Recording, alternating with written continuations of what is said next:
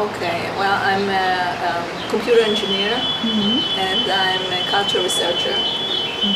I edited Achoti's book, The Movement. I'm feminist, and it's a book of Mizrahi feminists. So there are poets and writers and researchers in this book telling their stories as Mizrahi women, their perspective, their place. So that was fascinating. I've been doing it for 2 years and the book just came out. And I'm supposed to do my PhD, but it's a bit stuck. Okay. So About what? Tennessee Williams. Oh, so you're a cultural researcher in the field of literature, Yeah, English literature, or... it's multidisciplinary. And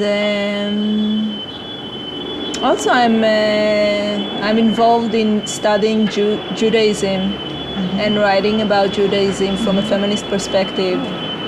What is Judaism and feminism? I think it's like the basic to everything, you know, like the story of Adam and Eve. It's a very man and a woman, and that's the place where everything began to go wrong. And there is a tendency to blame women in the world. It's like multicultural, and there's also a tendency of men to be very dominating. And we see history as a story of men, and story of wars, story of conquest. And many times in Western culture and in Eastern culture, viewing women as objects, as an aim, as a prize. And in my view, this is the whole idea of religion is going towards some kind of a conclusion, that time has a purpose, and time moves to a certain, that the world was created for a purpose, and our life, we live our life for a purpose. And in my view, this purpose is, we call it tikkun, correction, making amends, fixing. And the basic for this making things work again is the connection between men and women and getting a more balanced relationship. So that's for me being a Jewish or a religious feminist. There's also the term ecofeminism, which being, you know, the way you treat the land and the way you treat nature comes into it, how it relates to feminism and being a woman, and like taking care of the world, not only using it, but seeing it as alive and like... Okay. So Jewish feminism, that means for you religious feminism? Did I It means it's a faith. I don't practice religion, but it means faith, that there is a reason for us being here and for this world. But it could also be a... It really relates to your idea of utopia. Yeah, sorry. Yeah, okay, it's good point. But it could also be a Christian feminism. Or Absolutely, absolutely, and I believe that, you know, the idea at the center is the same. We all were born for different religions and different backgrounds, but so it's like different dresses for the same story, but the story is of a purpose. And like probably each religion, each nation has a different role in this vision of creating a better world. And what would you say is the Jewish role? That's a serious question. I think it's a big question. I think it's you have to really look into the characters and the little stories of the ancient mothers and fathers, what happened to them and how things developed. I think obviously one of the lessons of Judaism is coexistence, and it's, in my view, again, it's always respect for women. And in Israel you see that there are not many women in political positions. And this is like elementary. You want to live in peace, you want a different world, you have to get it. And so... But this is not special for Israel. That you don't have many women. I can only speak of my culture and what I see around me. I'm sure that other countries, of course, this is worldwide. Yeah. Maybe you can tell something about your background, where you come from. Sure. My parents were both born in Jerusalem. Mm-hmm. My father's name is Jacob. My mother's name is Rachel. Mm-hmm. And we have 5 children. My grandparents came from Persia. Okay. And my father is a writer. Oh, yeah. Oh. Yeah. And when did your grandparents came? Well, actually, one of my grandmothers was born here in Jaffa, mm-hmm. but they came like probably 2 centuries ago. Mm-hmm. So they are natives here, huh? Yeah. Yeah. Look, Israel is a country of immigrants. People mm-hmm. came here from all over the world. It's like a return. It was like a big dream that they carried with them wherever they went. Actually, in Persia, they were not allowed to practice Judaism, so they were, it was very secret thing to be a Jew, mm-hmm. and Jews were very much persecuted. Mm-hmm. And so it's coming to Israel, and they came really when they were very young, my grandparents, mm-hmm. was like a dream come true, mm-hmm. actualizing the idea of return to the Holy Land. Again, it's related to the stories of the Bible, of mm-hmm. Judaism, the whole idea that this land is meant, that there is a special thing that we are meant to be here mm-hmm. in order to carry out our purpose in the world. Mm-hmm. But being a Mizrahi woman is not simple mm-hmm. because Zionism is very much carried by the notion that very Western notion, very Europe-centric notion. Mm-hmm. So my parents actually weren't treated as equals in their own country, in the country mm-hmm. they were born in. And mm-hmm. for me, it took me a long time to realize that Israel is somewhat racist against some of its citizens. Mm-hmm. Even they are Jews. So mm-hmm. the whole thing about Jews and Arabs, it's not only Arabs. It's something that you practice within the society itself. Mm-hmm. And actually I researched it quite deeply, mm-hmm. And what I felt was that what happened in the Holocaust, the Jews being in Europe and being persecuted, it created a very, very severe, I would say, spiritual wounds that made many Jews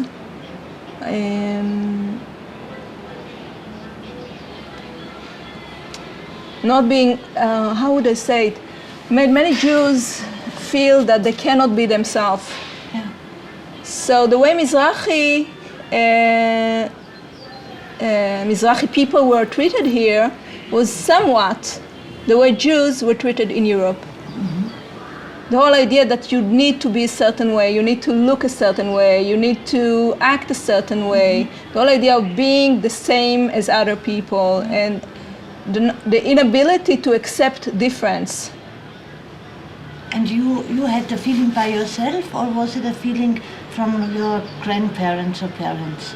No, my grandparents and my parents were very much, I think until I started researching it through Achoti's movement, the whole idea that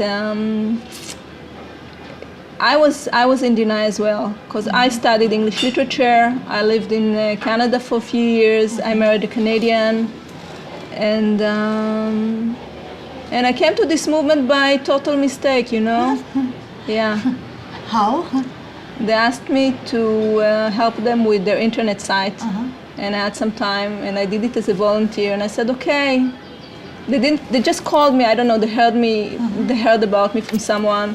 And I said, okay, if I'm going to do the work, I'll see what is this movement all about. Mm-hmm. And I was invited for a conference. And driving there, I said to myself, okay, Shlomit, go for an hour, see who are the people, and come back. And I keep driving, and I said, okay, I'll go for half an hour. Mm-hmm. And then finally, when I was just about to enter, I said, 10 minutes, hi, and I'm out of there. And I came to that conference and I was fascinated by the women. There were such brilliant women and the ideas, and I stayed the whole day. It was, wow, it was really, really interesting. But the whole concept of saying that I'm Mizrahi sounded to me almost racist. What does it mean? We're all like the same.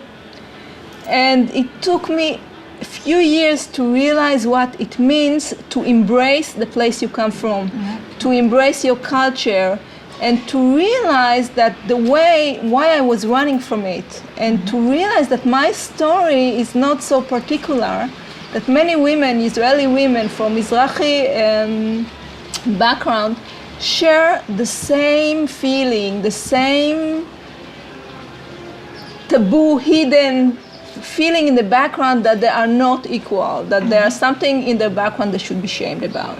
And the taboo is that they come from Arab countries or culture, or what? Right. Persian is not, yeah, exactly. Arab background and a Muslim background, not necessarily Arab, but Muslim background.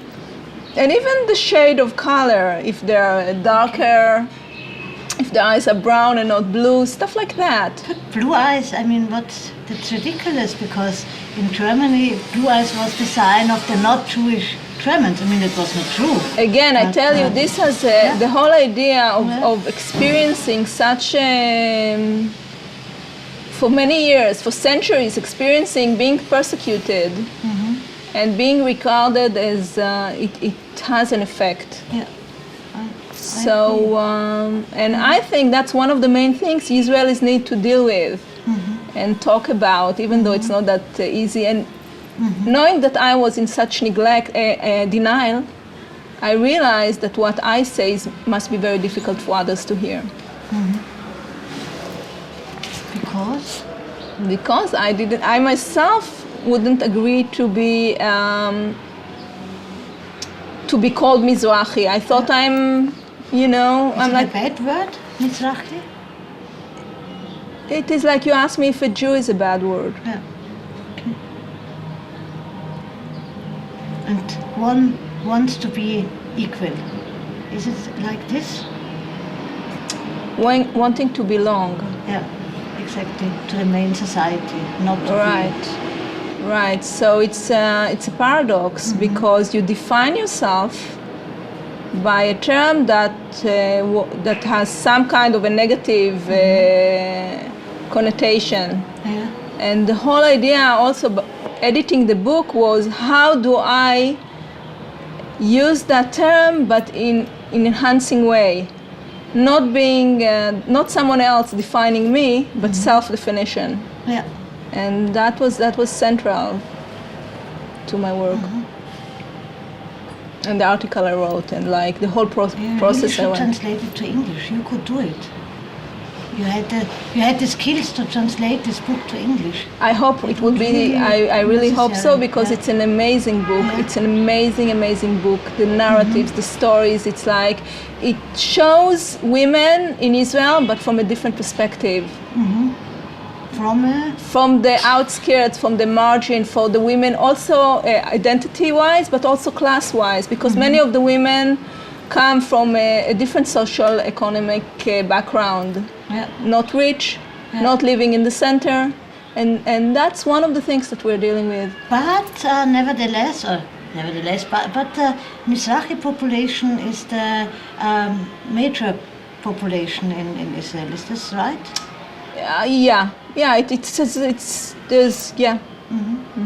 Because this also is a fact.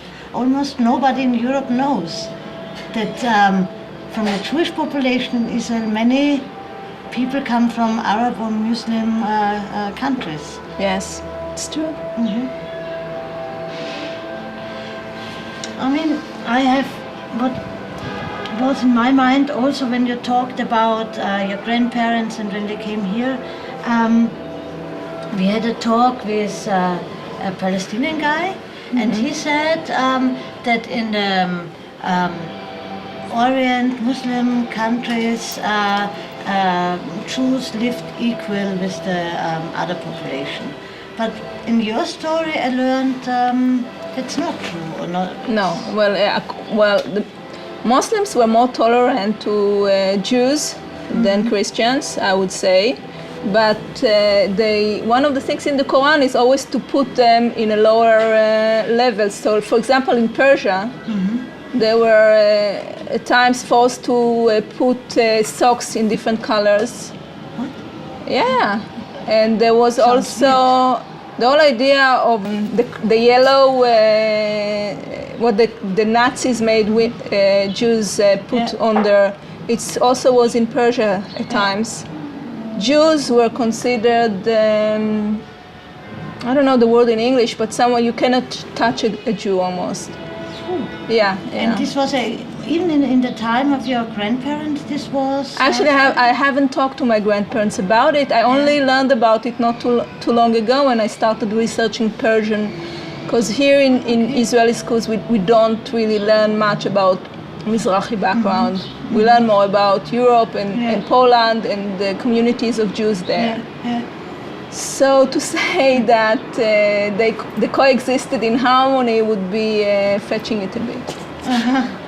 So you have also, for your research, you have contact to Persia. You go there? No, you're not allowed to go, but you can read. Okay. You can always read. Is there still a part of your family living there? No. Okay. No. So it's something like it's cut, the roots are cut? Yeah, the idea of Israeli culture was the melting pot of bringing people from all different diasporas. That's a nice idea. I mean, I don't think so, because you know, I think a person needs a background. It's like a child needs to know who is his parents, where he came from. You need to have a past in order to have a future. Okay. And the whole idea of multicultural and like, I think for society to be positive and healthy, it's like allowing you to, or respecting your culture, the place you come from. And the whole idea of saying, okay, I don't have a past, we all are the same, it's very dangerous. Because some are more the same and some are a bit less the same. And what is the same? It's male. How does the same look like? The whole idea, the ideal. So many times the ideal is Western Europe, West European and male and looks in a certain way. So you think, other way around, do you think that Mizrahi men have less problems with this issue? What issue?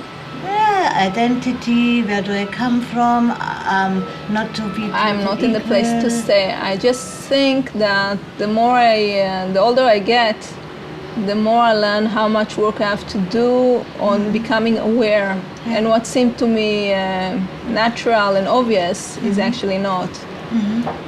Okay. So being able to enter Achoti, for example, again, it happened just by coincidence, enabled me to work on this for a couple of years. There is the movement Hakeshet, of which is both men and women. Okay. And some of my friends at Hakeshet, Professor Yossi Yona and Dr. Dahan and Professor Yehuda Shenhav, are Mizrahi men who are doing, who are questioning their backgrounds and the place of Mizrahis in Israeli society. Yeah, so you would say it might not be easier for Mizrahi men, but there are already organizations for Mizrahi men that take care of this. I think Mizrahis in general in Israel, it's not that easy for them. Okay. Could you maybe explain for the Austrian audience what the Achoti movement exactly is, what they do, if you want to, but I think it's important. The name of the movement is Achoti for Women in Israel. It's a movement established by Mizrahi feminists, which realized that when some women speak about feminism, it means a very certain feminism which does not include them. Like, for example, the whole idea of having women pilots in Israel, there was a big struggle. But for women who live in the outskirts and cannot finish the months, they don't have enough money, and it's not even a dream.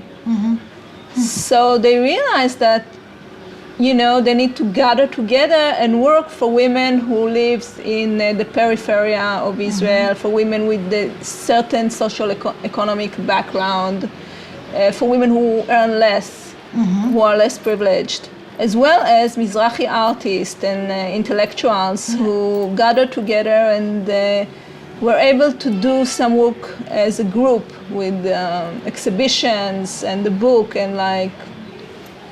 Okay, and so now we are in the office, or not in the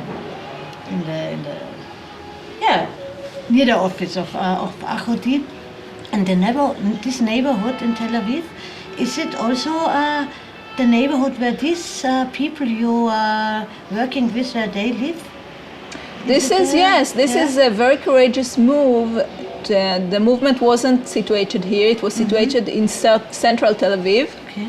And moving it, Achoti's house, to South Tel Aviv, place of poverty, place of less respected, so to speak. And it's like, okay, there's a very strong saying here, okay, we are working with this crowd, we are here to make a change, we are here to make this part of the city flourish a bit more. And how do the people here react? Wonderful. There are many evenings here. There are many things that happen for the women around, and it brought great change to the neighborhood. So it's not a theoretical approach only that you're publishing? Absolutely not. Absolutely not. The opposite. The whole idea of like life, being part of it, making it change within people, and not like putting yourself outside it. But can you give an example for what you did with? I'll give you can you elaborate? I didn't like. Something that I do within the. We just had a demonstration against Beit Neqofa, which we heard that there is a separation between Mizrahi students to Ashkenazi students.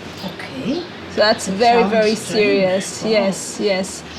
So the school claims that this is because of like different backgrounds of the students, but this is very serious.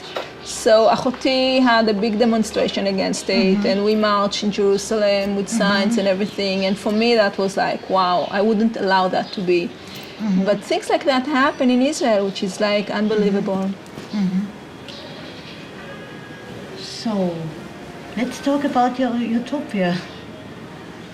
Okay, sure. What would you like to know? Whatever. Your utopia can be in a very personal point of view or in a political, which is not that separated, I think. In a deep place within me, I believe that we are going in that direction. I'm an optimist. I believe there are going to be like some kind of union of different governments, like United Nations, but in a higher level of establishing certain principles concerning nature, concerning human rights. I would really hope that one day the whole idea of boundaries would be settled between people, and people will be able to be who they are. But I realize also that that my dream, because I'm so much within the present, within my background, my ability to even vision it is limited. But again, it comes back to the biblical time and the place of, in Israel there's a big belief in the Messiah. Yeah, I know. And I really believe it's a woman. Oh, that would be a good idea, Yeah, it's just obvious that it's a woman. Why? Because I believe a woman started it all, the whole idea of life, Eve, and she's the one she's the one that saved us from all this endless cycle of us hurting ourselves. And I think a woman has the capacity to do it. In Judaism, there's a belief in heeding righteous people who, for their righteousness, they do good things. The whole world exists. Okay. So it's not the money, it's not the achievement, it's your ability to bring good to the world. And I really would like to see, you know, in my vision, it's the end of time, the whole idea of the lamb living with the wolf and like the perfect harmony. I think it's just a different state of mind. I mean, just being more aware, achieving a different consciousness. So it's all like being able to live in a different plane of thought and feelings. So that's my vision. And okay, you said your vision, so it's more than a utopia. You really think that it will be happen? I think it's possible. I think it's possible. What to do? Just to wait and pray, or? No, I think, again, everyone has a purpose in life. So you have to, you know, you can live a false consciousness, the consciousness that society tells you how you should be. Or you can try and live from a deeper place within you, a place that knows, a place that's connected, because I feel like in the core of things, we humans are all connected. And like we are part of something which is full of consciousness, which is full of life, and we're just been like in a bad dream, which you have to waken up from. But do you think Israel is a special place for all these thoughts and utopias? Yeah, I think they all. I think Israel is like a central piece in this puzzle. Like Israel has a very special role in this. For good and for bad. Yeah.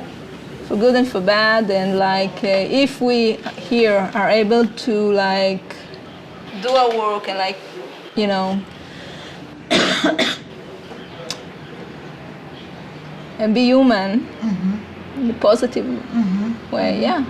I do. I think everything happens for a reason. So like the whole conflict between Arab and Jews also has a reason. Okay. And it's a lesson. With all its negativity, it's a lesson that we should like really internalize and like. And what should we learn? Coexist, respect. But sometimes you feel it goes in the other way. To build the walls, to separate yourself from the other, to throw bombs, rockets, suicide attacks, house demolitions, Yeah, that's what happens. That's again, it's a consciousness. It's very male consciousness. It comes from fear that you're attacked, that you have to defend yourself. But again, I truly, deeply believe that if more women will be in political position, will be in the world, will be out there. Like for me, that's the basic thing for change. Respecting the woman, respecting the weak, respecting the one who is considered different. And have you discussed these ideas also with Palestinian women? Oh yeah, of course, of course. What do they think? Look, as long as we talk, you know, about dreams and vision, and like we talk unofficially, we find great friendship. And for me, it's really important to talk with Palestinian women. But once it comes to concrete things, as boundaries, and the walls come back up, and there is guilt, and and there is one wish for punishment and stuff like that.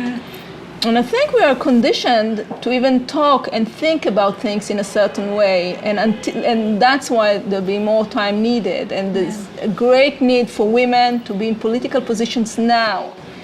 Because there's a different way of thinking, and the more women who are authentic and true to themselves, and more people who have different, it's not only necessary women, but people with different concept of the world will be in political positions, we can start some kind of revolution or some kind of change, but which comes from a true place. But as long as there'll be men who thinks that they have to prove themselves and they have to fight and that they have to defend themselves, it will just continue to be the same, and it will repeat itself, the situation again and again. Do you think in the Palestinian society, maybe you think about the occupied territories like West Bank and Gaza, but also in the surrounding countries, that there is a chance for women to enter the political scene? Oh yeah. Yeah? I met some women in political positions. Some of my friends are taking part of the government in Ramallah and in yeah. And they share your dreams, do you think? Or are they close to their men in the national fight? You know, it's different women, different dreams. I don't want to criticize No, them. I'm just saying that there are many women I met, and many of them are amazing, and each one is for herself. I think each on her own path. But, you know, it's a privilege to be able to dream. Yeah, that's a good sentence. That's really a good thought. So I cannot, you know, I try not to judge anyone, and I realize that me, personally, you know, I see the road I made, and I realize that I need to have a lot of respect because I could be in their position, or I even was. So it's if you cannot respect, you know, different opinions, you don't respect yourself. Ultimately, your ability to change and see things differently.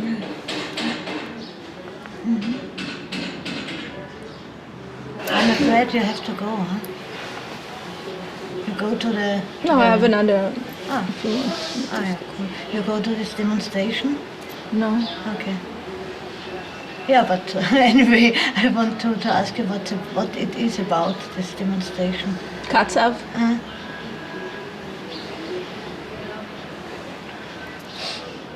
You know, I write a column. I have this internet site, and I was like thinking, should I write about it? Shouldn't I write about it? And I think that the fact that the Israeli president is charged with, for me, it's like a symbol. Yeah. He is responsible personally, but it's also a symbol for a country which does not respect women. And for me, the whole idea of the war that happened here 2 summers ago, again, it's the male thinking. It's like a male perspective on the world, that you can conquer things with power, that you see the others something that you can not respect and touch and penetrate. And so it's a shame. And yeah, but nevertheless he was charged for that. Sorry? But nevertheless, he was charged for. He was charged, but so there are people who say, okay, he's the president of Israel. We don't want to be in a place where he will pay the full price for what he did, because allegedly he did much more than he was charged with. Can you explain for the Austrian audience what he really did? Well, I wouldn't want to be that graphic. Okay. But I don't know what really happened there. But I think it happens again and again in different countries, in different places, with men with high power who thinks the world is at their feet and which allow themselves to take advantage of women who work for them. But there is really the question I'm thinking about the whole day, maybe, because I talked with Esther before.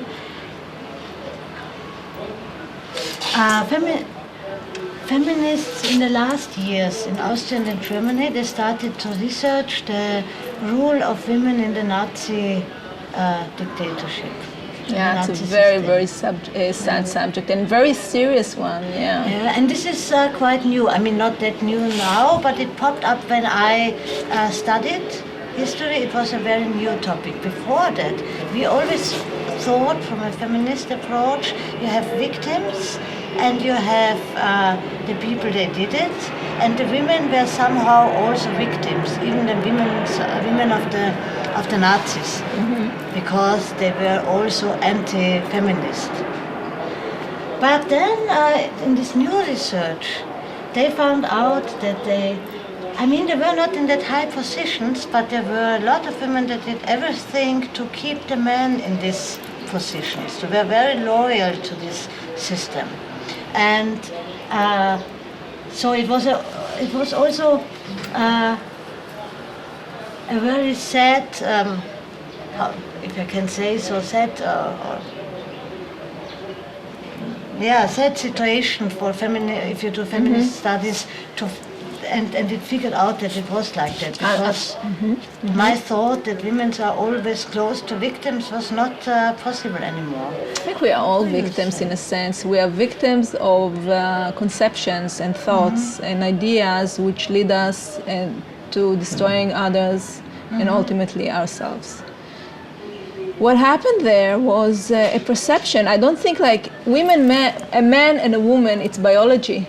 Yeah. It's a biology, and the biology carries meaning. The Lossa Gregory writes about it, the whole idea that a woman being able to carry a different body within her can lead to a perspective of coexistence. But it can lead. It can lead. But we are also victims of the place we are born with, of the society, of concepts, of thoughts, and the Nazi or the fascist concept of life influenced men and women. And I remember as a child, first of all, I had nightmares. Every night I was sure the Germans are coming to get me. Really? Wow. Every night I heard the steps, the boots on the steps. And we saw in Israel, for us, it's something we grow with, and we see these movies. And one of the films I remember, okay, I'm sorry that we end on this note, but I will say it, is of Nazi women, which was in the camp, and when the camp was liberated, I think it was the English, they ordered these women to take the bodies of the Jews and to bury them or something like that. And these women, and you can see it on their face, they did not understand. For them, and they really thought that the Jews were, it was worse than anything. So I remember seeing that movie, and I saw it like many years ago, and it was really imprinted in my mind. I was very young, maybe 10, even less, yes, but it was really very strong. And we saw, we grew up with these movies of the camps and what happened there year after year after year.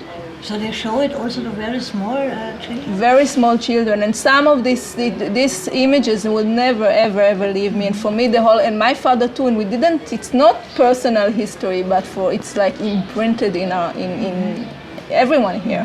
Some, it's very, very, very, very, very serious. And that's what, it's very, very serious. It's horrible what happened there. But that's a place where the human mind can go, and that's why we are all have to do our work and try and work on the consciousness and on the ideas, because many people don't think.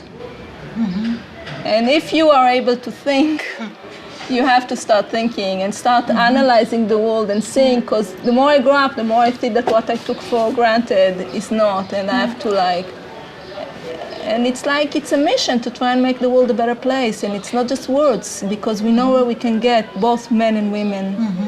But again, I think that women have a special part in this, and many of women, even today, are corrupted by a male idea of the world of conquest. And I think these women there were also victims in a way, victims of their own thought. And what they did, it's something within their soul became inhuman, and that's tragedy itself. So I feel for them too, for the victimizer.